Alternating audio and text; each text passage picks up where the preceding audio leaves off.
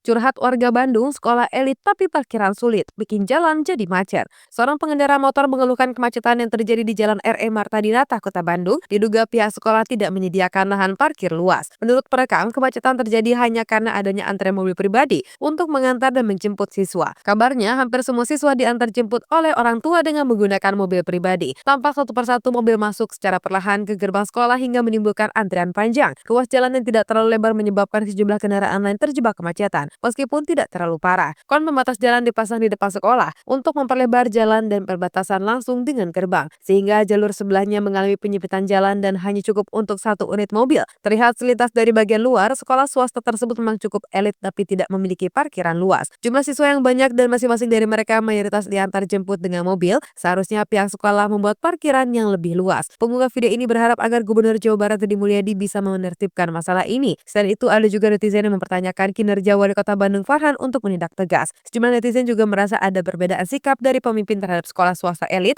dengan sekolah negeri. Seperti aturan Deddy Mulyadi yang meminta sejumlah pelajar untuk jalan kaki meskipun harus diantar oleh orang tua ke sekolah. Ternyata di sekolah ini aturan tersebut tampaknya tidak berlaku. Padahal di sekolah-sekolah negeri hampir semua pelajar sudah beralih untuk jalan kaki ke sekolah. Namun ternyata tidak sedikit netizen yang mewajarkan kemacetan yang terjadi saat jam masuk dan pulang sekolah. Menurut mereka hal tersebut sudah terjadi di sekolah-sekolah lainnya, bukan hanya di sekolah swasta elit saja. Perbedaannya hanya dalam kendaraan saja, di sekolah swasta elit ada antrean mobil pribadi yang cukup mewah. Sedangkan di sekolah negeri, sepanjang jalannya dipenuhi oleh angkot, motor orang tua, dan driver ojol. Antrian atau parkir di pinggir jalan seringkali membuat kemacetan panjang saat jam masuk atau pulang sekolah. Sementara itu, ada netizen yang berpendapat agar setiap pembangun bangunan di pinggir jalan untuk publik seharusnya dipikirkan dahulu area parkirnya. Bukan hanya berlaku untuk sekolah, tapi juga untuk bangunan lainnya seperti tempat usaha atau rumah sakit. Jika berpotensi akan banyak mobil yang masuk, maka harus ada parkiran luas agar tidak mengganggu lalu lintas di sekitarnya. Sayangnya hal dasar ini seringkali terkesan dianggap remeh dan baru dipikirkan setelah bangunan tersebut beroperasi. Dengan banyaknya kendaraan yang berhenti di bahu jalan akan memperparah kondisi lalu lintas di Kota Bandung. Tidak heran jika Kota Bandung ditetapkan sebagai kota paling macet di Indonesia, mengalahkan Jakarta.